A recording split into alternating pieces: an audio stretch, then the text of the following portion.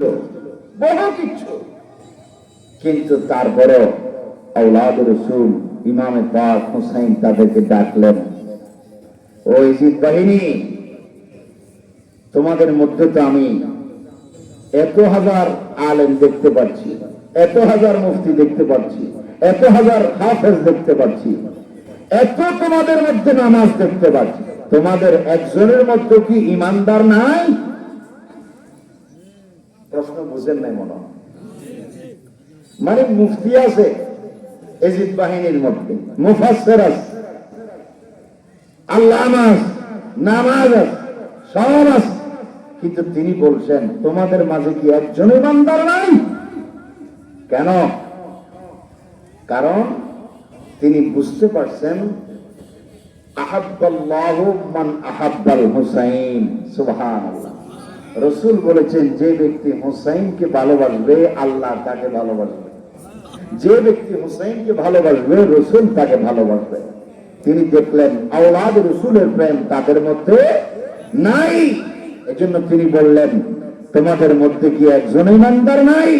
কারণ ঠিক যদি ইয়াজিদ বাহিনীর কাছে অন্তরে নবীর প্রেম থাকতো, আহলে বায়াতের মহব্বত থাকতো, তাহলে ক্ষমতার জন্য, গদির জন্য নবীর আওলাদের গলায় ছুরি চালাইতে পারত।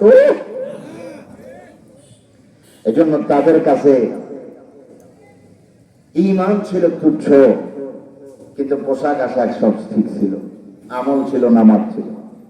আওলাদের রাসূলের প্রেম ছিল তুচ্ছ, তাদের কাছে ক্ষমতার প্রয়োজন ছিল, ক্ষমতা শ্রেষ্ঠ ছিল। এজন্য আওলাদের রাসূলকে তারা রেহাই করতে চিন্তা করে নাই।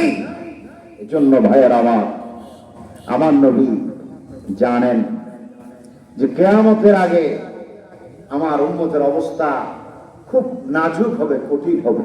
আপনারা জেনেছেন হযরত নূহ আলাইহিস সালাম, ওনার জামানায় পুরা পৃথিবীতে মহাপ্লাবন হয়েছে। কি হয়েছে? মহাপ্লাবন, তুফান, বৃষ্টি, সাইক্লোন, সুনামি, নার্গিস, টর্নেডো, মহাপ্লাবন দিয়ে সবাইকে আল্লাহ ধ্বংস করবেন। হযরতে নূহ নবীকে জানাই দিলেন কিস্তি বানাও, নৌকা বানাও, যারা নৌকাতে উঠবে মান রাকিবা ফিহা নাজা ওয়া মান তাখাল্লাফা আনহা গরাকা, যারা নৌকায় উঠবে তারা নাজাত পাবে, আর যারা উঠবে না তারা ধ্বংস হয়ে যাবে। সবাই উঠলো, পশু পাখি, প্রতিটি পশু পাখির এক জোড়া করে উঠলো, প্রতিটি বৃক্ষ তরলতার গাছের চারাগুলা উঠালো, মানুষ যারা উঠার অনুগত উম্মতেরা উঠলো, আর আল্লাহ মহাপ্লাবন দিলেন। পৃথিবীর সব মানুষ শেষ, বৃক্ষ তরলতা শেষ, শুধু তারাই মাত্র বেঁচে ছিল, নাজাত পেয়েছিল যারা নৌকায় আরোহণ করেছিল। এজন্য আমার নবী বলে, উম্মত, আমি রাসূল দুনিয়া থেকে চলে যাওয়ার পর উম্মত তোমাদের উপরও মহাপ্লাবন আসবে। নূহ নবীর যুগে যে মহাপ্লাবন এসেছে, এর চাইতে আরো বড় মহাপ্লাবন তোমাদের নিকট আসবে শেষ জামানায়। কিন্তু নূহ নবীর মহাপ্লাবন ছিল প্রকাশ্য, বাহ্যিক, আর তোমাদের উপর যে মহাপ্লাবন আসবে সেটা বাহ্যিক হবে না, সেটা হবে অপ্রকাশ্য, গোপন, অপ্রকাশ্য। কারণ সেই মহাপ্লাবন আসবে তোমাদের ঈমান ও আকীদার উপর।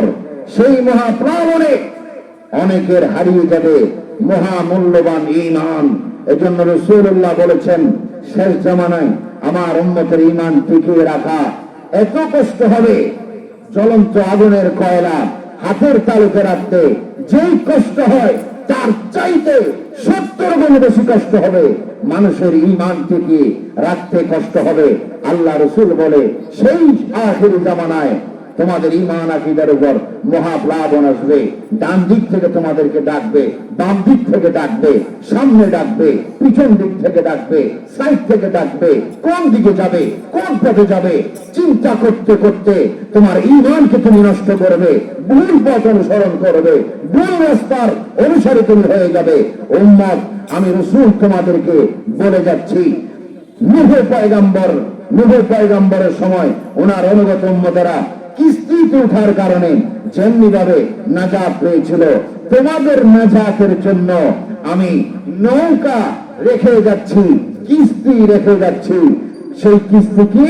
রাসূলুল্লাহ বলে, মাসালু আহলি বাইতি মাসালু সাফিনাতি নূহিন, আমার আহলে বায়াত হচ্ছে নূহ আলাইহিস সালামের কিস্তির মতো। যারা আমার আহলে বায়াত পরিবার বর্গকে মুহাব্বত করবে, ভালোবাসবে, তারাই নাজাত পাবে। আর যারা আহলে বায়াত নবীর পরিবার বর্গের বিরুদ্ধে থাকবে, তারা ধ্বংস হয়ে যাবে। চিৎকার দিয়ে বলুন আল্লাহু আকবার। আমাদের অন্তরে কি নবী এবং নবীর পরিবার বর্গের ভালোবাসা আছে কিনা, মহব্বত আছে কিনা? এজন্য আমরা ইমাম হুসাইনের স্মরণ করি কি করি না? যেন দেখবেন অনেকে করে না, অনেকের মধ্যে ইমাম হুসাইনের ভালোবাসা নেই। কিন্তু ইমাম হুসাইনের ভালোবাসা না থাকলেও এজিদের ভালোবাসা যথেষ্ট